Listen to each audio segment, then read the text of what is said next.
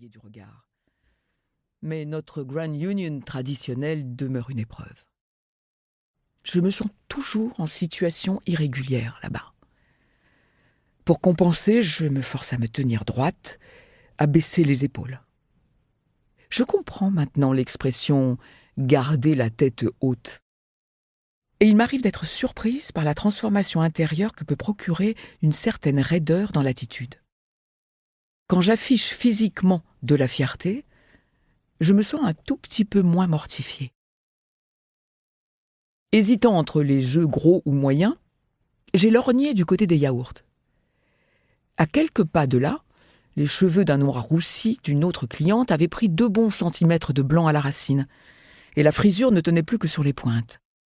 Une vieille permanente fatiguée. L'ensemble jupe et haut lavande avait peut-être connu des jours meilleurs, mais à présent le chemisier tirait aux emmanchures et le plissé ne servait qu'à souligner les hanches lourdes. Le tout avait besoin d'un coup de pressing.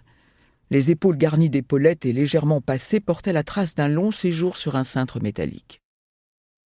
Un truc sorti du fin fond d'une penderie, ai-je diagnostiqué. Ce qu'on décroche quand tout le reste est sale ou chiffonné par terre. Elle a tourné la tête pour s'intéresser au fromage, et j'ai remarqué le sillon d'un double menton. N'essaie pas de deviner. Impossible de la reconnaître dans ce portrait. Elle était jadis d'une minceur névrotique, toujours tirée à 4 épingles, impeccable comme un paquet cadeau. Bien qu'il soit plus romantique de conjuguer le deuil avec l'extrême maigreur, j'imagine que les chocolats peuvent efficacement remplacer l'eau du robinet pour accompagner la détresse. Sans compter que certaines femmes font moins attention à leur silhouette et à leur tenue pour plaire à un mari que pour soutenir la comparaison avec leur fille. Et grâce à nous, cette motivation lui fait désormais défaut. C'était Mary Woolford. Je n'en suis pas fier, mais je n'ai pas pu l'affronter. J'ai senti mes jambes se dérober. Mes mains sont devenues moites tandis que je tripotais la boîte en carton pour vérifier que les œufs n'étaient pas cassés. Je me suis composé le visage de la cliente qui se souvient brusquement qu'elle a oublié de prendre un article dans l'allée d'à côté et j'ai réussi à poser les œufs sur le siège enfant du chariot sans me retourner. Détalant au nom de cette prétendue mission, j'ai abandonné le chariot dont les roues grinçaient. J'ai retrouvé mon souffle au rayon soupe. J'aurais dû être préparé. Et je le suis souvent. Bouclier levé, sur le qui-vive, parfois inutilement d'ailleurs. Mais je ne peux pas franchir la porte en armure complète chaque fois que j'ai une petite course à faire. Et d'ailleurs, quel mal pourrait me faire Mary à présent? Elle a déjà mis le paquet en me traînant devant le tribunal. Pourtant, impossible d'empêcher mon cœur de s'emballer. Impossible de retourner tout de suite au rayon crèmerie. Même après m'être rendu compte que j'avais oublié dans le chariot mon sac brodé rapporté d'Égypte avec mon portefeuille à l'intérieur. C'est l'unique raison qui m'a retenu de quitter purement et simplement le Grand Union. Il me faudrait bien retourner récupérer mon sac.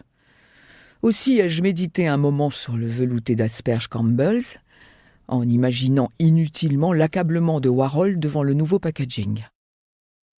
Quand je me suis risqué de nouveau au rayon crèmerie, le champ était libre, et j'ai pu empoigner mon chariot, incarnant brusquement la femme qui travaille et doit expédier les tâches domestiques en un temps record. Un rôle plutôt familier, a priori. Sauf que je ne me range plus sous cette étiquette depuis si longtemps que j'étais certaine que les gens faisant la queue aux caisses avaient interprété mon impatience. Non pas comme les manières impérieuses du second salaire de la famille pour qui le temps est de l'argent, mais comme la panique moite d'une fugitive. Lorsque j'ai sorti mes achats hétéroclites, la boîte à œufs était poisseuse, ce qui a incité la caissière à l'ouvrir. Ah, Mary Woolford m'avait finalement repéré. « Les 12 !» s'est exclamée la jeune fille. « Je vais vous faire apporter une autre boîte. » Je l'ai arrêtée dans son élan. « Non, je suis pressée. Je les prends tels quels. »« Mais ils sont tous... » « Je les prends tels quels. » Dans ce pays, il n'est pas de meilleur moyen de s'assurer la coopération des gens que d'avoir l'air un peu zinzin. Après avoir opportunément épongé le code-barre avec un Kleenex, elle a passé les œufs sous le lecteur, puis s'est essuyé les mains sur le mouchoir en papier, en écarquillant les yeux. « Katchadourian » à articuler la... Livre audio complet gratuit disponible en description de cette vidéo.